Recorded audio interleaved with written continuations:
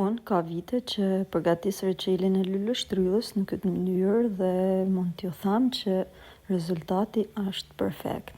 Atëherë, kjo është receta mënyra si përgatisun. Si fillim luleshtrydhëve, ju largojmë pjesën e gjethës dhe i lajmë mirë me ujë sod, i shplajmë dhe i thajmë me pecetë, e masanej i hedhim një thellë, kushtojmë sheqerin, langun e limonit, i përzim mirë, i mlojmë me qese kuzhine, i lamë me pushu për 6-7 orë. Mas 2 orëve shohim që luleshtrydhët janë mush me lang dhe i hedhim në një tenxhere bashkë me langun që kanë lëshu.